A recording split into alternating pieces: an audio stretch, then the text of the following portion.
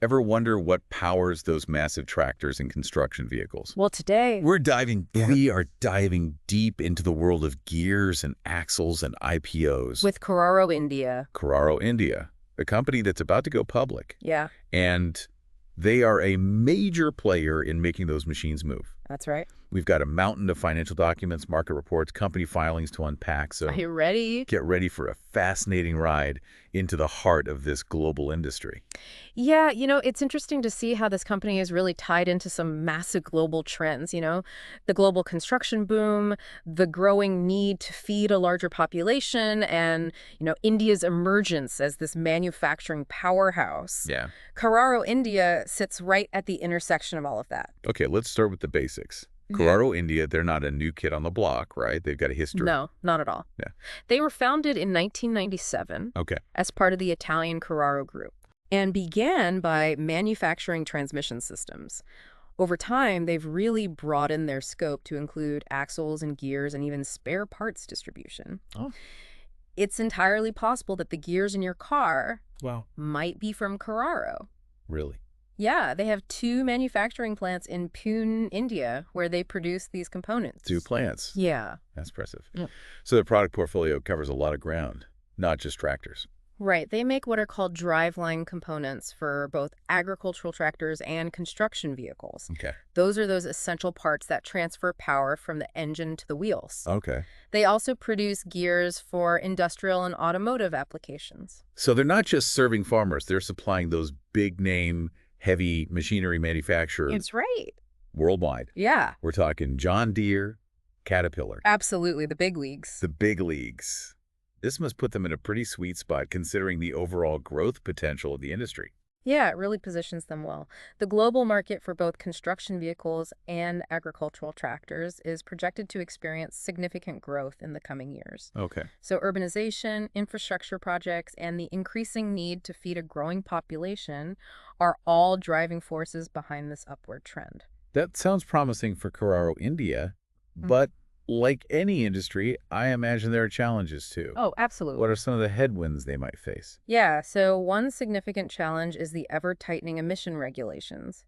Governments globally are pushing for cleaner vehicles, and so Carraro will need to innovate constantly to meet those standards. So it's not just about power anymore, it's about clean power. Exactly. What else? Another major factor is the volatility of raw material costs. Okay. Steel, aluminum, and other essential materials have seen significant price fluctuations, Yeah. which makes it challenging to plan and maintain profit margins. I could see how that'd be a headache for any manufacturing business. Oh, yeah. So what's the third challenge that comes to mind? Well, simply competition. The industry is crowded with rivals both in India and internationally, and Carraro will need to stay sharp and strategic to defend its market share. So it's a mix of opportunity and obstacles. Absolutely. A classic business dilemma. Now let's dig deeper into how Carraro India operates. What's their primary revenue stream and who are their key clients? Sure. So their core business revolves around manufacturing these transmission systems and components for the agricultural and construction equipment markets. Okay. And they primarily supply to major original equipment manufacturers. We call them OEMs, Okay. those big names we mentioned earlier, Yeah. John Deere, Caterpillar. That focus on major OEMs, is that a strength or a potential weakness? It's a bit of a double-edged sword. Okay. On the one hand, it provides them with these large, relatively stable contracts, but on the other hand, it makes them very reliant on the success of those few clients. It's like putting a lot of eggs in a few baskets. Right. So how are they managing that reliance? Do they have any strategies to diversify? Yeah, so they are taking steps to mitigate that risk. They're expanding into supplying smaller manufacturers Okay. and distributing spare parts through a network of dealers, which helps diversify their revenue streams somewhat. Makes sense, spreading the risk a bit. Now, with those big contracts, ambitions for growth, are they reinvesting in their business to kind of stay ahead of the curve? Yeah, they are. Carraro India is actively investing in research and development, we'll call it R&D, focusing on key areas like improving product efficiency and exploring electric drivetrain components. That's a smart move, especially with the rise of electric vehicles. Speaking of being smart, let's look at their financial performance. Are they generating healthy profits or are they just a hype machine? Let's unpack some key financial ratios here. There. Their paid margin profit after tax as a percentage of revenue currently sits at a healthy 3.42%. Yep. This means they're converting roughly 3.42 rupees of every 100 rupees of sales into profit. Okay, so those are pretty solid numbers. Yeah. But what about their working capital? How well are they managing their day-to-day cash flow? Yeah, that's a crucial aspect for any manufacturing business. Yeah. They need sufficient working capital to handle daily expenses, like procuring raw materials and paying employees. While we see strong revenue growth, we'll need to delve deeper into their financials to assess their cash conversion cycle. So it's not just about making profits. Right. It's about managing the flow of money efficiently. Exactly. Now let's switch gears and talk about their market presence. Are they a big fish in a small pond, or are they swimming with the sharks? They are undoubtedly a force to be reckoned with. Okay. Carraro India holds a leading position in the market, particularly in tractor transmission systems. They dominate that segment. We know they're actively exporting their products. Which countries are their main markets? Their export contribution is significant. They have a major presence in Europe, Okay. particularly countries like Italy, Germany, and the UK. So they're leveraging that connection to the Carraro Group's roots in Europe. Yeah, smart move. Smart move. But they're not putting all their eggs in one basket, right? No, they're diversifying their export markets, expanding into the Americas and Asia as well. Oh. This helps them tap into multiple growth opportunities and mitigate risks associated with any single market. That sounds like a solid strategy. Yeah. But back in India, who are they up against? Who are their biggest competitors on their home turf?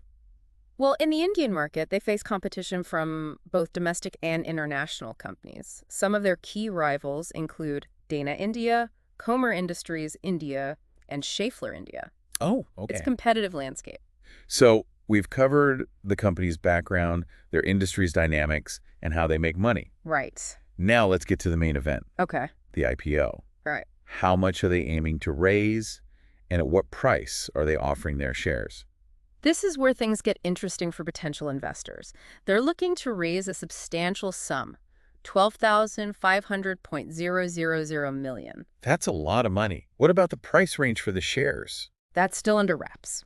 The final share price will be determined through what's called the book-building process, which involves gauging investor demand to set the optimal price. So we'll have to stay tuned for the final number. Yes. But we do know what they intend to do with the capital raised, right? Yes. What are their plans? They have ambitious plans.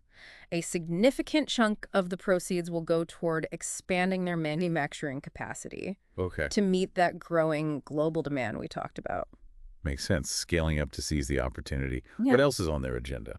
A portion of the IPO proceeds will also be dedicated to bolstering their R&D efforts, aiming to further innovate and develop cutting-edge products, particularly in the electric vehicle domain. It sounds like they're setting themselves up for a bright future. Yeah. But even with all this potential, we can't ignore the risks, right?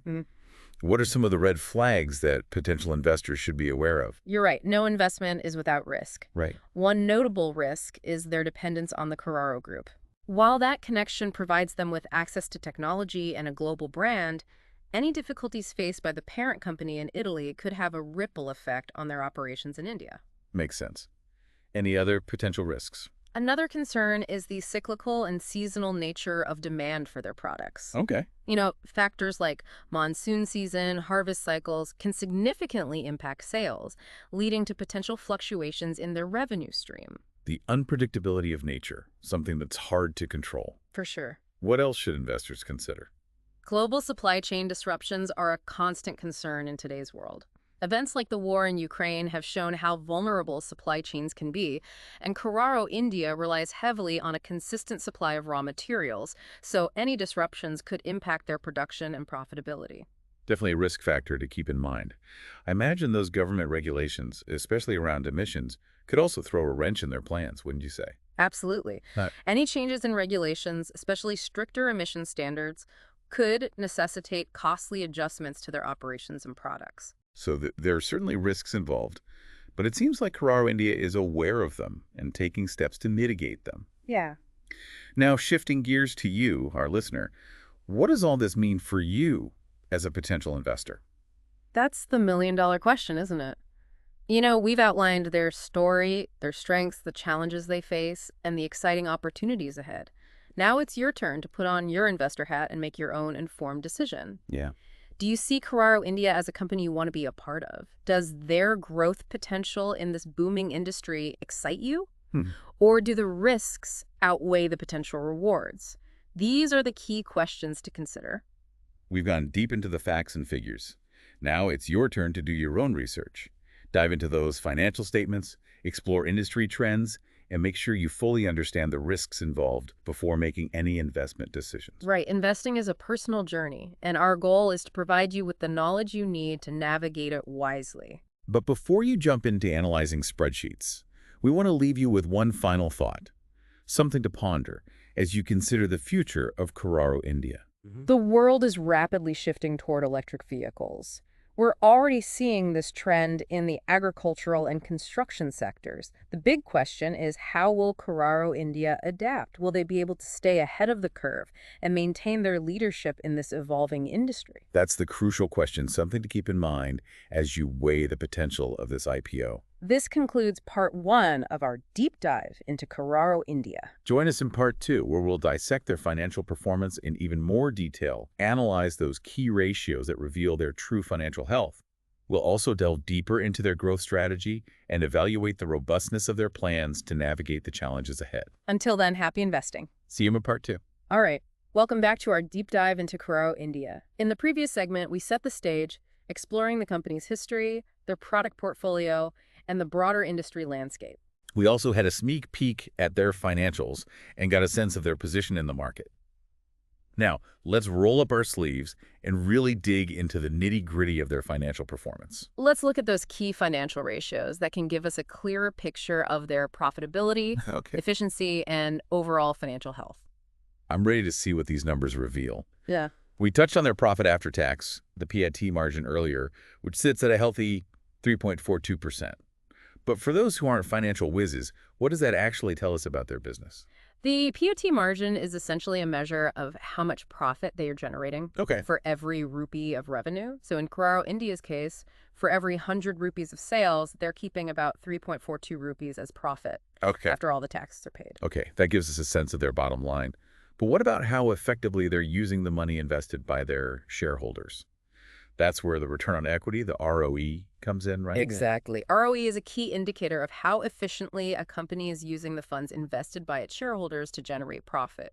A higher ROE suggests that management is doing a good job of using those investments to drive profitability. And Carraro India has an ROE of 16.57%, which, as we said before, sounds pretty impressive. But we also need to consider their working capital situation. How well are they managing those day-to-day expenses and keeping that cash flowing? You bring up a crucial point. Manufacturing companies need a significant amount of working capital just to keep the operations running smoothly. It's like the fuel that keeps the engine going. Buying raw materials, paying wages, managing inventory. Right, and those expenses have to be paid on time.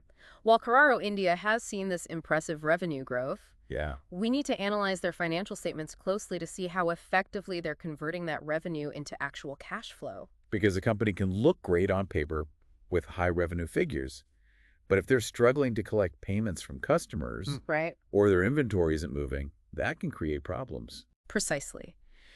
We need to look beyond just the top-line revenue and examine metrics like their accounts receivable turnover, which tells us how quickly they are collecting payments, and their inventory turnover, which indicates how efficiently they're managing their inventory levels. These are key indicators of their short-term financial health.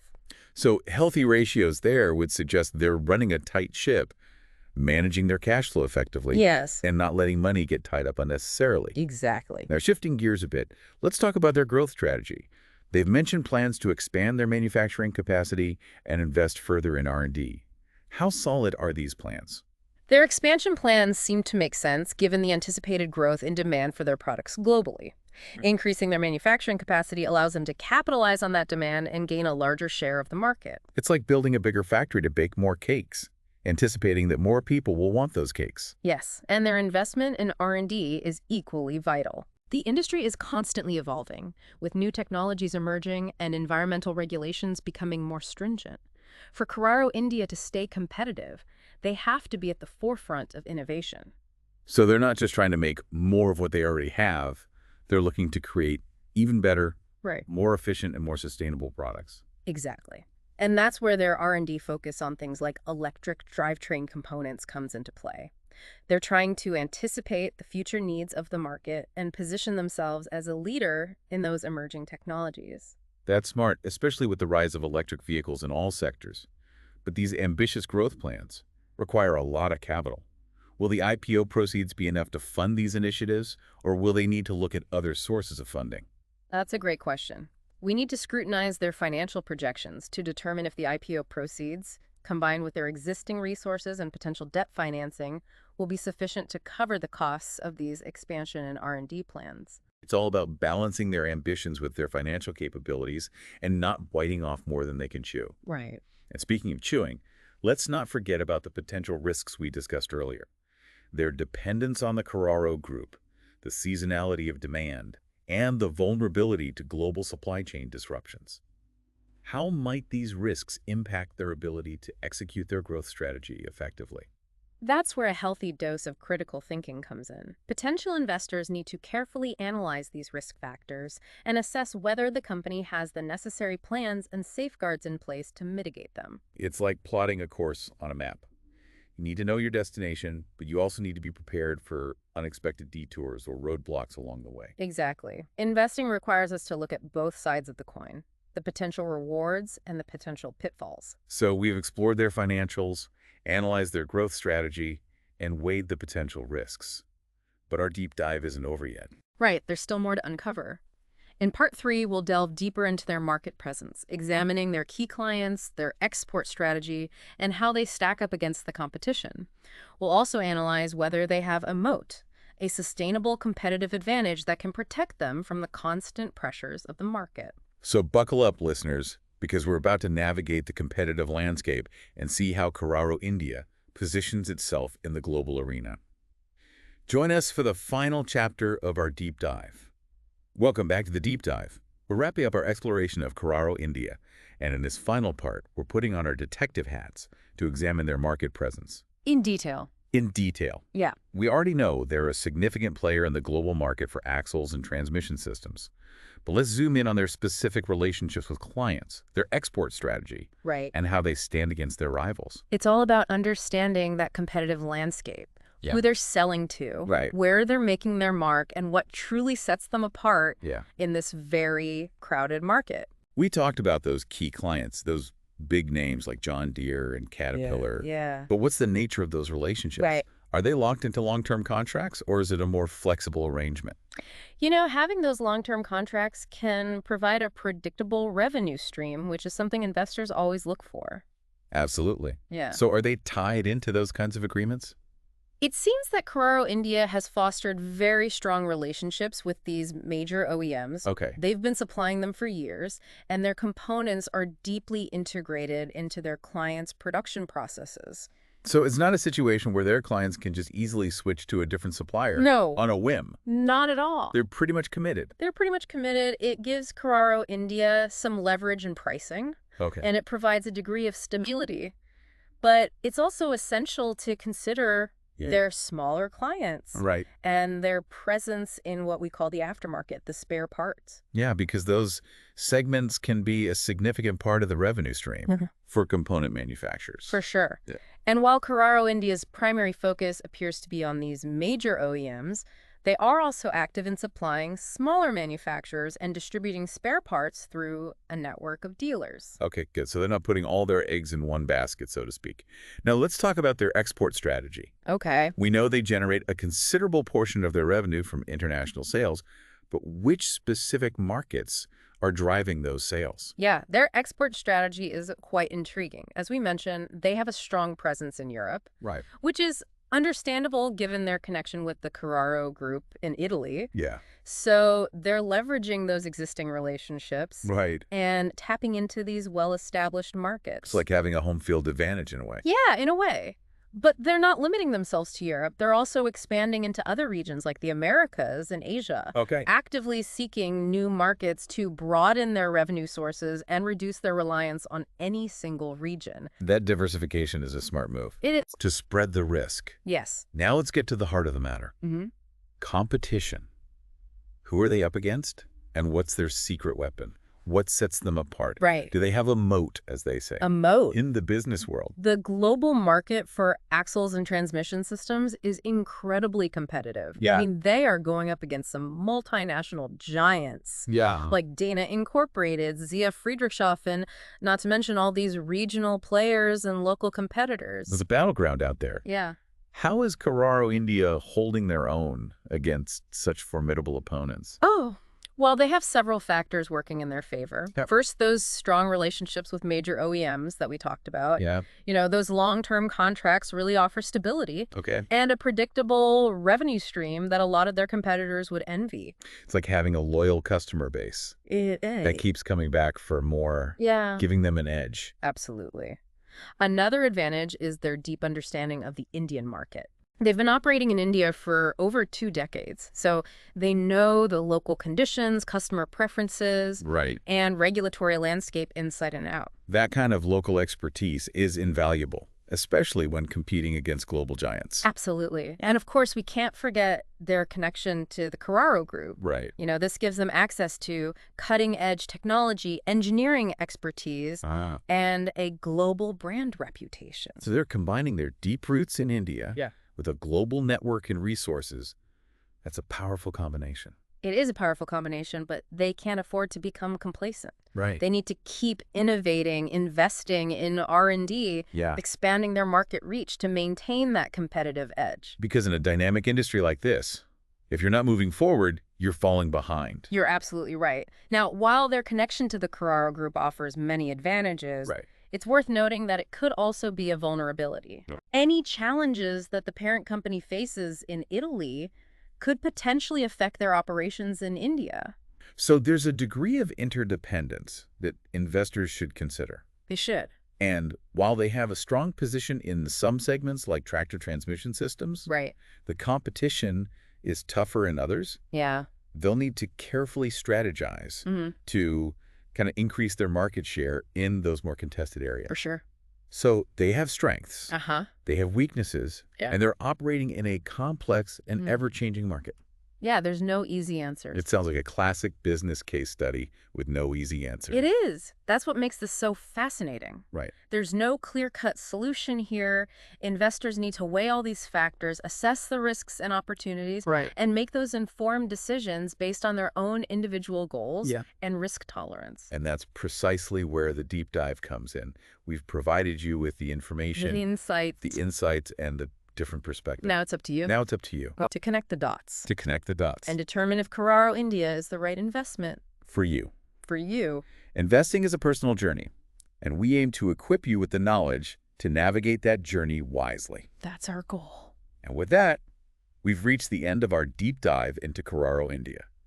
We've covered a lot of ground: their history, their products, their financial performance, their growth strategy, the risks involved, Their competitive landscape. and their competitive landscape. It's been a comprehensive exploration, and we hope you found it valuable. Remember, this is just the beginning. There's always more to learn. There's always more to learn, more to explore, More to analyze. and more to analyze. Yeah. So keep researching, keep asking questions. And keep those investor minds engaged. Until next time, Happy investing. happy investing.